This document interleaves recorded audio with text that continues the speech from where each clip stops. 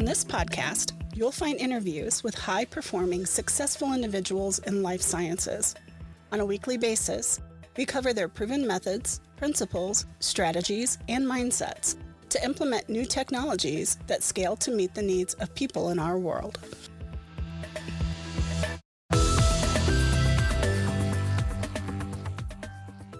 Welcome to Life Science Success Podcast. For those of you who don't know me, my name is Don, and I'm a consultant in life sciences.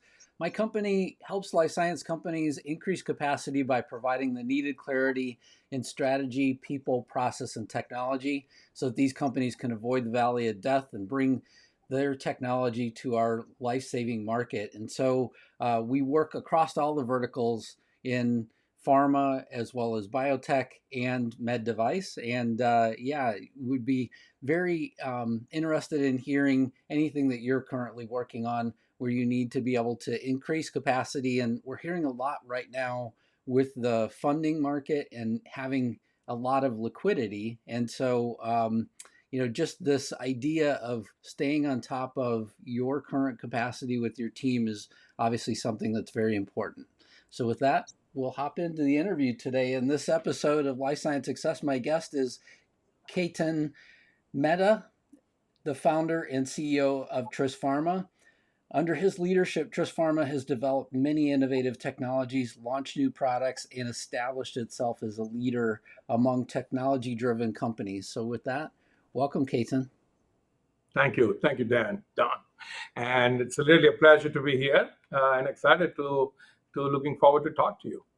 Yeah, I look forward to that. Could you just take a moment and tell the listeners just a little bit about yourself? Sure. So I'm the founder and CEO of Tris Pharma, a company I started in 2000. We are pretty much located here in New Jersey and doing everything by and large in New Jersey. Yeah, and primarily, I'm sure we're going to dive in a little bit more in terms of the products. But what made you, really want to start Tris Pharma? What was the driving factor in that?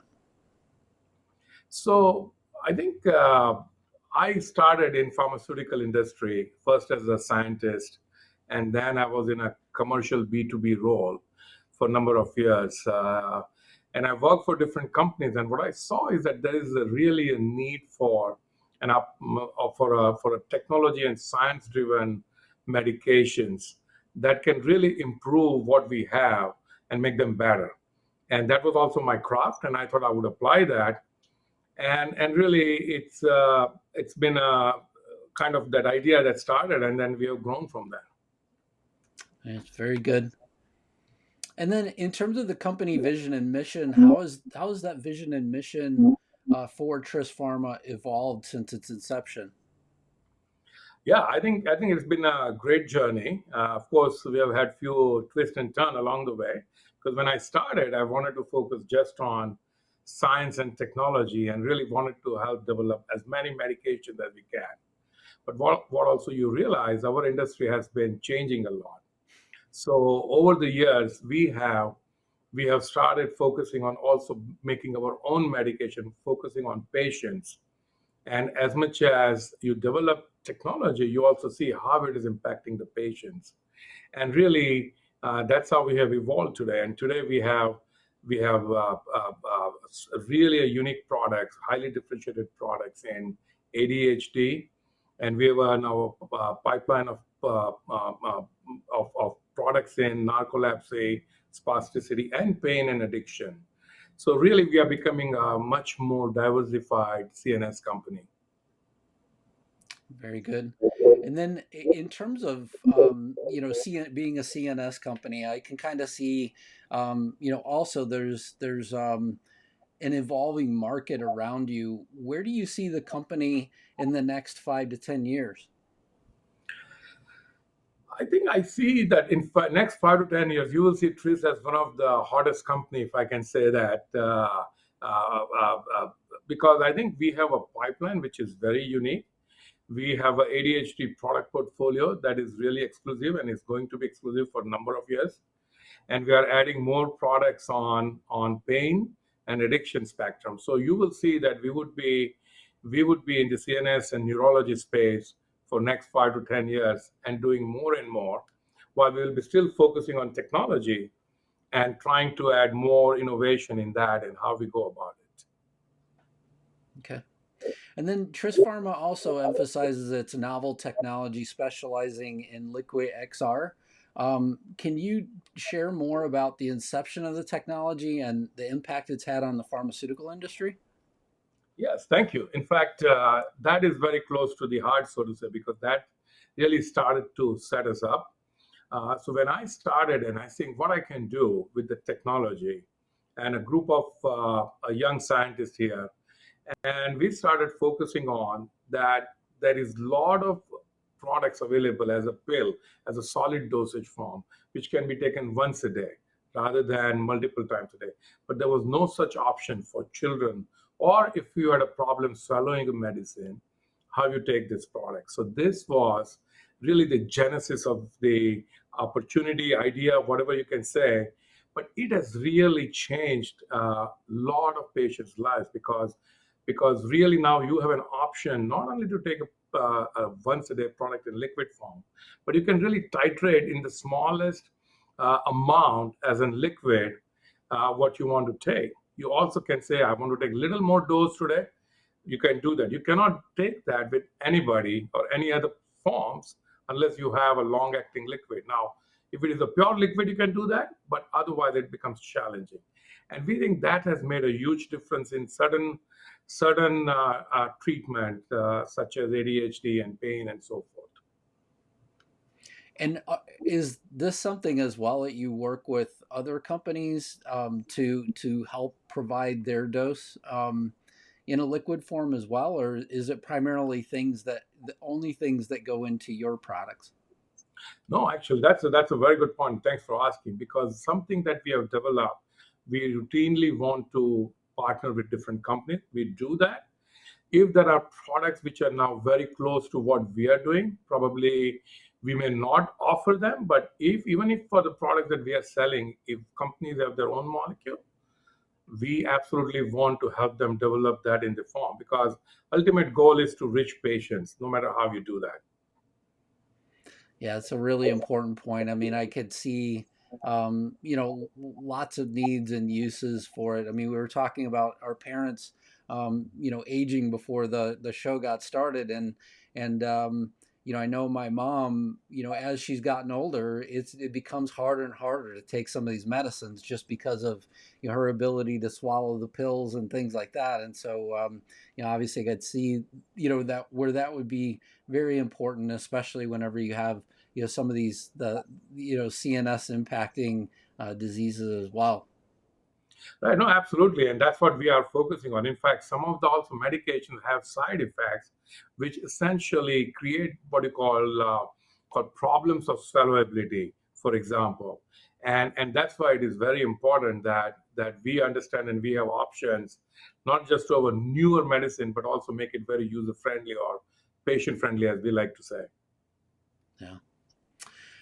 And then, in terms of fostering innovation, what sort of challenges have you uh, faced in terms of maintaining this culture? I just think about, the evolution that all of us went through recently, right? So we all, had to do the work from home during COVID.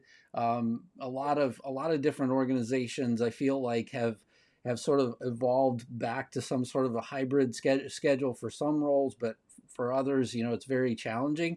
Whenever you have a culture of innovation like Tris Pharma, I just envision that, managing that has got to be a challenge as well. Yeah, look, I'm very fortunate because I have a group of R&D dedicated scientists. They love what they do, and they have been throughout pandemic were here on site. So except for very small period when it was a lockout where I couldn't be here, I'm always on site, and so we genuinely focus on that what you call innovation or really thinking out of the box. And to give you one very quick example, you talked about Liquid XR. When we started it, we were really puzzled at how we were able to manufacture this idea.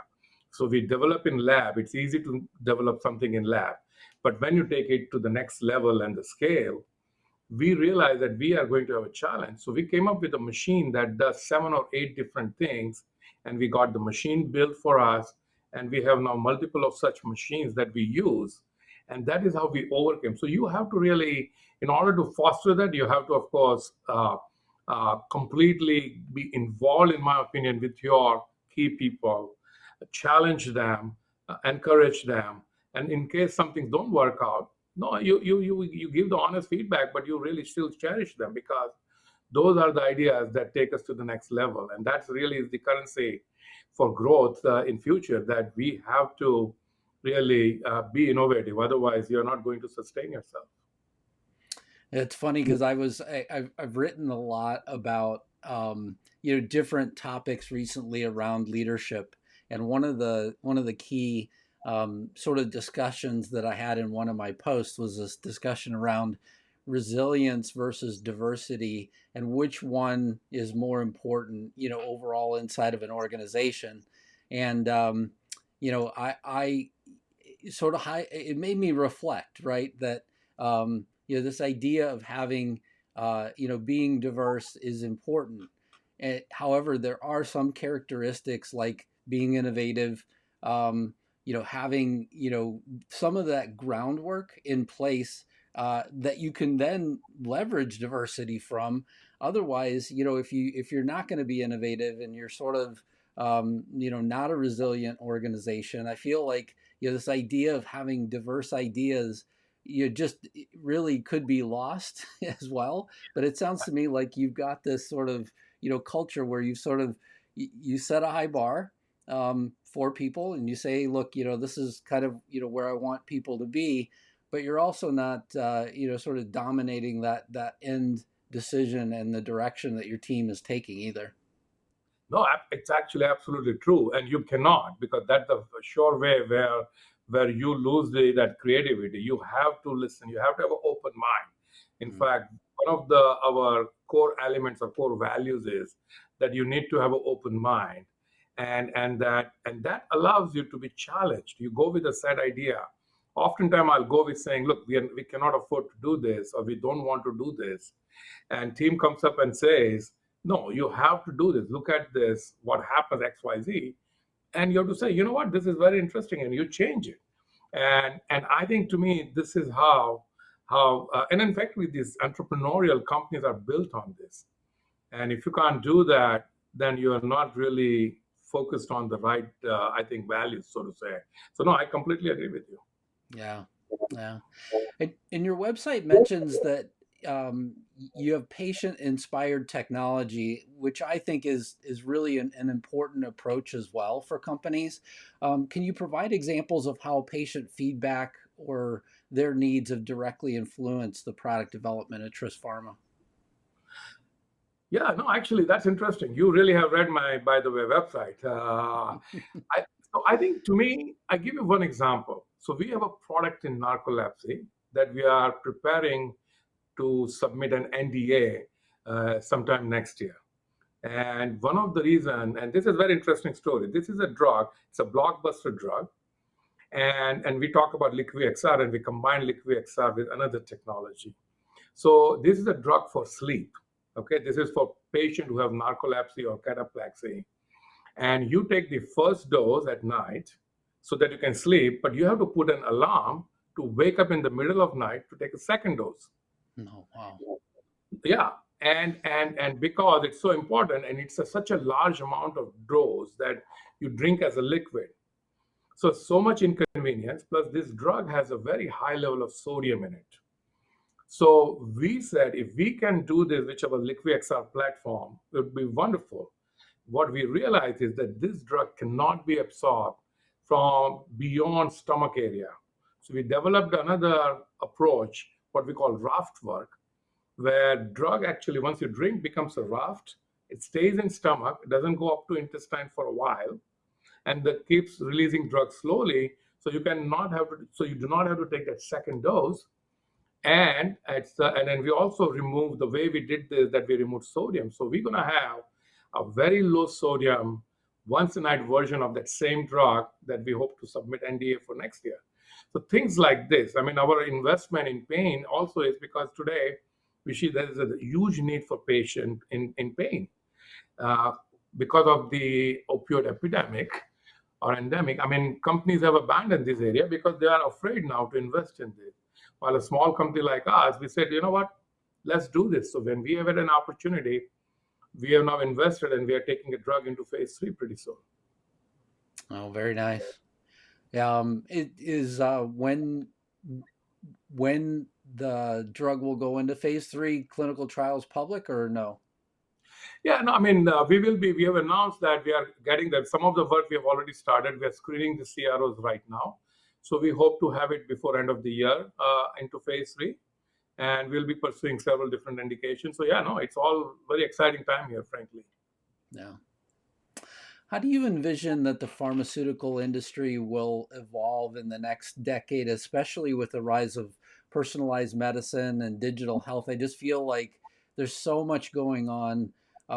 We see things like, AI having an impact on the drugs that are making it to market.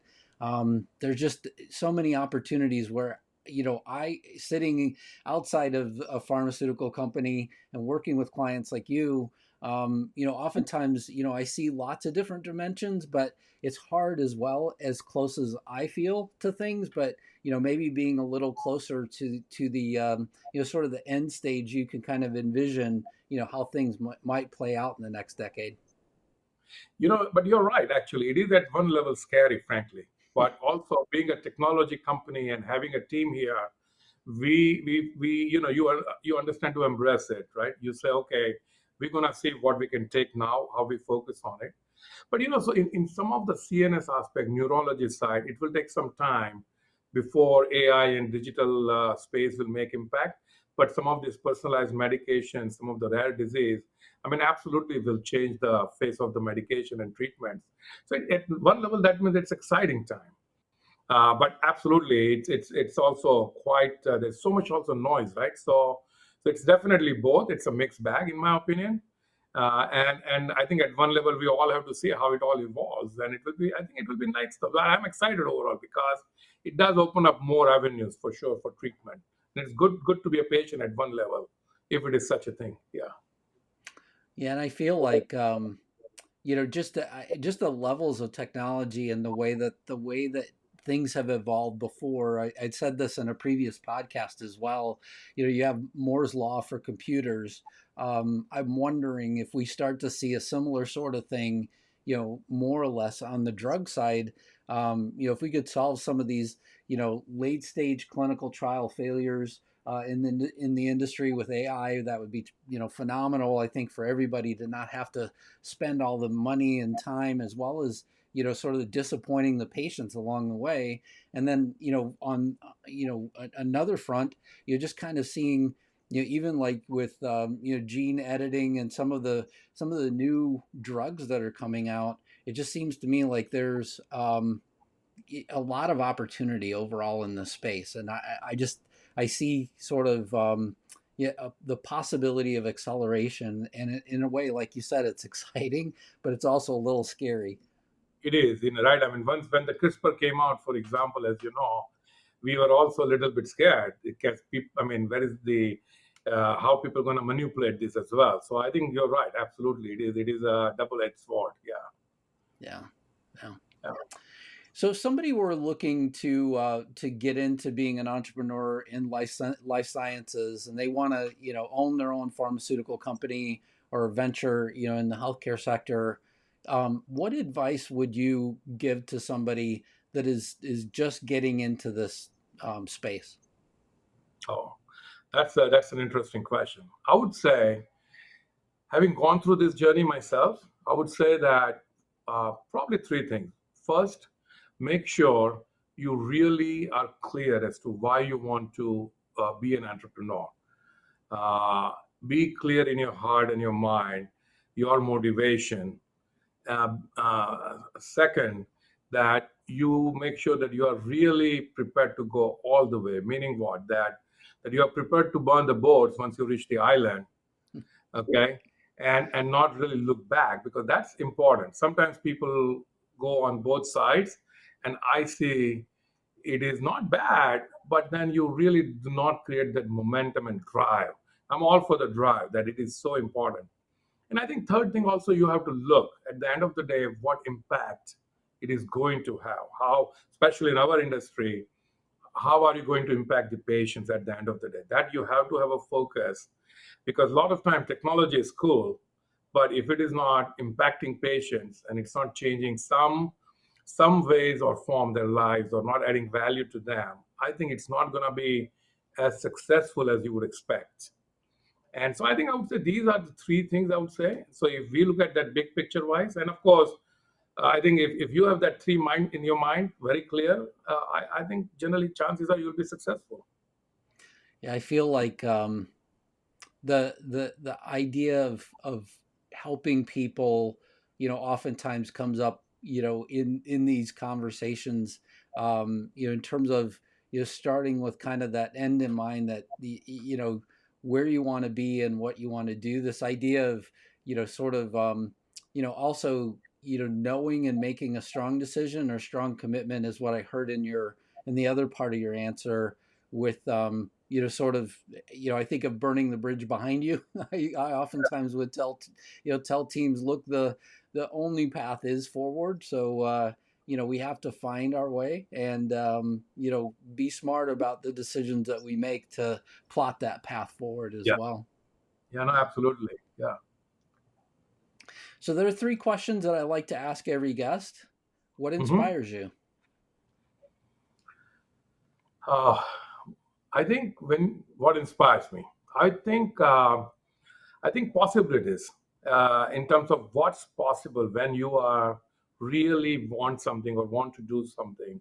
And especially, I think America is such a truly a land of free, in my opinion. Because I often say I grew up in India, I came as a student. I'm not sure my story is easily I could duplicate back even in home. Maybe I can, maybe I'm not. But I think knowing that, and then one of the great thing about America is that we cherish other people's success.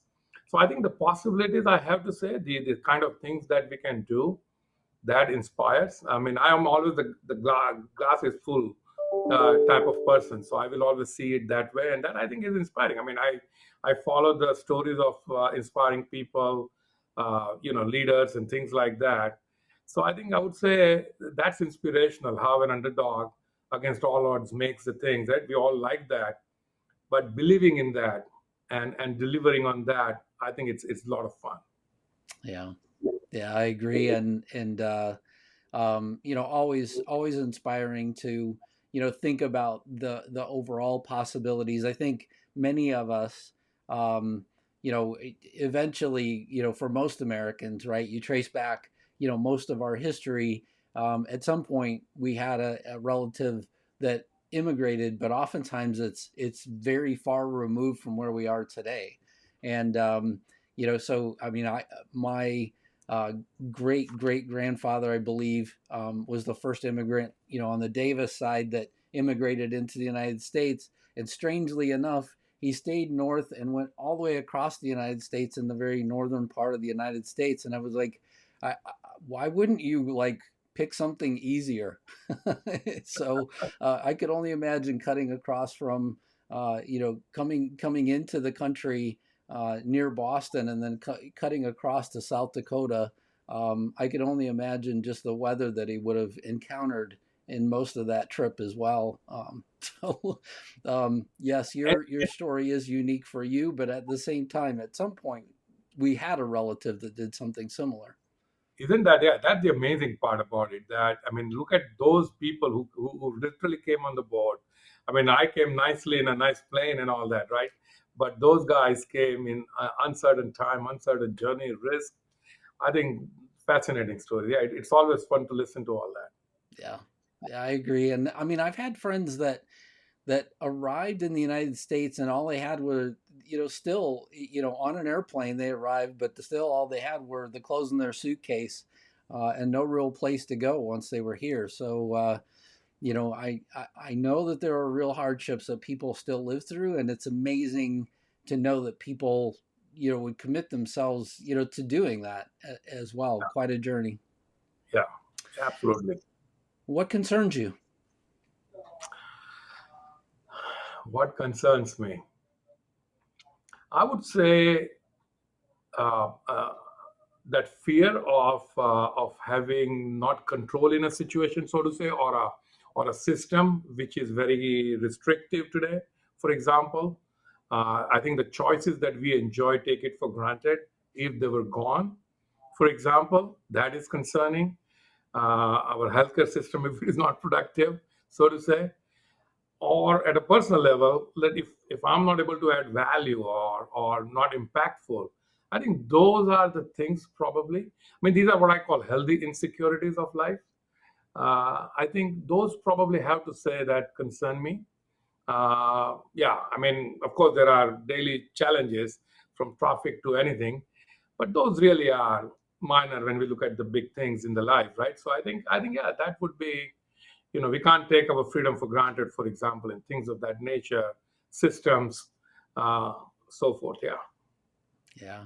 Yeah, I agree. It'd be very concerning to know that you're not adding value. I would imagine though that a personality like yours, you would do something about that as well. So You're driven that way, unfortunately. So yeah, it's glad I'm doing what I'm doing. I love it. So thank you.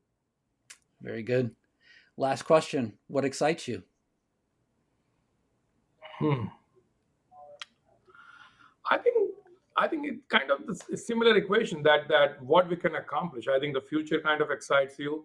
I think the people, that ability to add value. I think that we have freedom to do everything. Also, I think to me that again the possibilities also is good. Right? Today, look at that. 30 years ago, we invented a computer, so to say, meaning it from a larger mass perspective. And today we are talking AI and almost automation in every sphere of life. I mean, in 30 years, we have pretty much changed the world, so to say. So I think that the fascinating, but also a little scary. But yeah, I think that's the exciting part of how we will evolve, and I think that's the fun part. So I think that is, yeah. Again, I would say that excites. I mean, you have to look forward to. You have to say what's going to come, and that kind of I think excites me. Yeah. Yeah, and I just I look at the future with a little bit of reservation about. I wonder what our ancestors would have said as well, right? I mean, so if you go back, I don't know, 100 years, and you said, hey, look, are there things in your generation that essentially are changing the ground level of your exact generation? I would imagine the answer would be yes, and they would talk about transformational things around transportation at that point in time, or just drastic things that were going on in nearing the industrial age. Those sort of things just make me wonder, right, in terms of Right. the what people would have seen way back then, and then are we seeing something almost as equally similar right now? And because we're living it, we're just yes, it's inspiring, but yet at the same time, it's one of those things that we know could have a big impact on our generation as well. I remember as a kid watching Star Trek back in India, that show. And I mean, look, almost we are halfway. We are there, not halfway. Maybe I'm a little exaggerating, but and you're right. You have to have that unabashed enthusiasm. Otherwise, you can't go forward. And I think that's exciting at one level for sure. Yeah. Yeah, yeah. Well, Ketan, thank you so much for coming on the Life Science Success Podcast. I greatly appreciate you being here. I really am truly looking forward to watching Tris Pharma and the vast impact that your organization is going to have. So thanks a lot for being here and sharing your story. Thank you, Don. Thank you for having me. It's really, it was a pleasure. Thank you for listening to Life Science Success. For complete details about this podcast, including show notes, how to get in touch with guests, and more episodes, please visit www.lifesciencesuccess.com. If there's someone you'd like for us to invite to the show as a guest, please let me know by sending me a message at the podcast website. Please click subscribe on your favorite podcast app, share the podcast, or tell a friend about it. And last but not least, rate the podcast. Thank you again.